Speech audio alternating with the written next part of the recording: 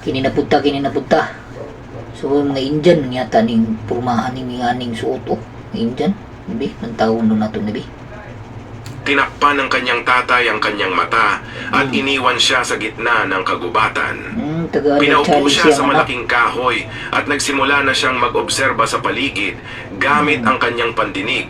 Hindi niya dapat alisin ang takip sa kanyang mata kahit na makaramdam na siya ng panganib. At kapag nakaabot siya ng umaga na hindi inaalis ang takip ng kanyang mata, ay masasaktan ka lang talaga lalo na kung makita mong masaya na siya sa piling ng iba.